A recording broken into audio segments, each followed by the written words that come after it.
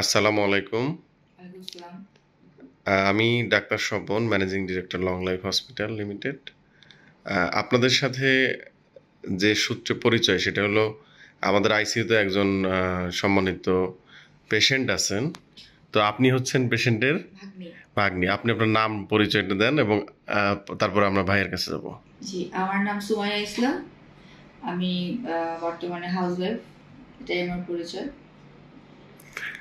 আচ্ছা, আপনি এখানে আসার পরে আপনার মামার চিকিৎসা সংক্রান্ত বিষয়ে আপনার অবজারভেশনটা যদি একটু বলেন তাহলে আমাদের জন্য একটা কমেন্ট থাকলে, কমপ্লিমেন্টস থাকলে আমরা যদি কোনো ভুল থাকে শুধরাবো, যদি ভালো কিছু থাকে সেটা ইন্সপায়ারেশন হিসেবে কাজ করবে। We will be inspired. এখানে আসার পর আমার যেটা মনে হলো যে ডাক্তারদের নলেজ পেশেন্টের কন্ডিশনের বিষয়ে খুবই বলবো যে হাই, তারা অনেক নলেজেবল যে কোনো বিষয়ে।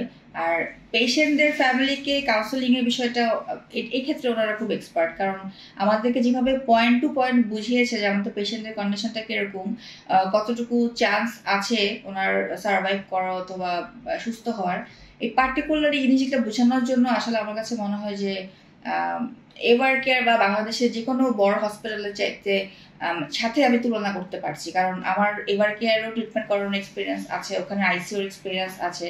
সো বলবো যে আসলেই ওদের সাথে কম্পিট করার মতো একটা প্রতিষ্ঠান এটা। অসংখ্য ধন্যবাদ। আপনার এই মন্তব্যটা আমরা এটার মর্যাদা ধরে রাখার জন্য আপ্রাণ চেষ্টা করব সর্বদা। এবং সার্বিক আমাদের পরিবেশ, এখানকার সব যারা কর্মকর্তা কর্মচারী, তাদের আচার ব্যবহার, অবশ্যই ওদের ব্যবহারও খুবই ভালো। মানে ওরা কখনো ওদের মধ্যে আমি বিরক্ত দেখি নাই এখন পর্যন্ত। প্রতিটা কোয়েশ্চেন্স এর অ্যান্সার ঠিক মতো দিয়েছে। এই বিরক্ত ভাবটা মাঝে মধ্যে আমি এভার কেয়ারের সত্যি কথা বলতে ওদের সার্ভিসও দেখেছি, বা আরো অন্যান্য বড় হসপিটালের ওদের একটু বিরক্ত, কারণ ওরা আসলে সারাদিন ডিল করে তো, বাট এইখানকার স্টাফরাও সারাদিন ডিল করছে বিভিন্ন, বাট না, ওরা ব্যবহারটা খুবই ভদ্র ছিল। অ্যাটলিস্ট আমাদের কোয়েশ্চেনের অ্যান্সারগুলো ঠিকমতো দিয়েছে। অসংখ্য ধন্যবাদ আপা। ভাইয়া, আপনার নাম এবং পরিচয়টা যদি একটু বলতেন। আমার নাম হচ্ছে ইউসা মজুমদার আরমান। পেশেন্ট হচ্ছেন আমার বাবা। আসলে আমি মিডিয়া রিলেটেড কাজ করি। আর বাবা বিগত 1.5 ইয়ার অসুস্থ। বাবাকে নিয়ে অনেক হসপিটালে যাওয়া আসা হয়েছে। আমিও সেম কথা বলবো যে এখানে ডক্টররা যেভাবে ব্রিফিং করছে সেই ব্রিফিংয়ে আমি স্যাটিসফাই। আর আইসিইউর ব্যাপারে আমার একটা ভুল ধারণা ছিল আগে থেকেই, যে আইসিইউতে একটা পেশেন্টকে অ্যাডমিট করার পর এমন হয় যে পেশেন্ট বেশি দিন স্টে করতেছে না, বাট সেটাকে লং লাস্টিং করে সেটাকে একটা বড় ধরনের একটা বিল ক্রিয়েট করা। বাট এখানে সবচেয়ে বড় বিষয় হচ্ছে ডাক্তাররা যেভাবে হেল্প করছে এবং part by part, lungs, kidney, even heart, সব কিছু যেভাবে বোঝাইছে, সেই জায়গা থেকে একটা জিনিস হয়েছে যে না, আমার বাবা এখন কনসিয়াস অবস্থায় আছেন, তার অবস্থা খুবই খারাপ, বাট সেটা আমাদেরকে ইনশিওর করে দিচ্ছে।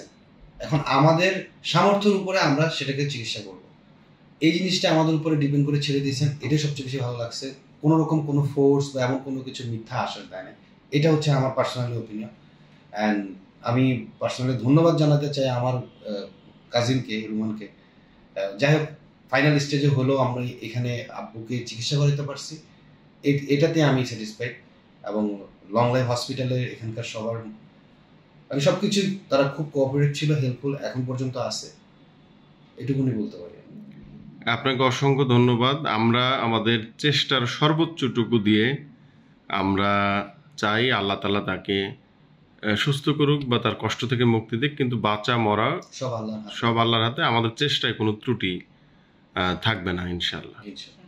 আর আপনাদের এই অবজারভেশন বা মন্তব্য দেওয়ার জন্য আপনাদেরকে অসংখ্য ধন্যবাদ।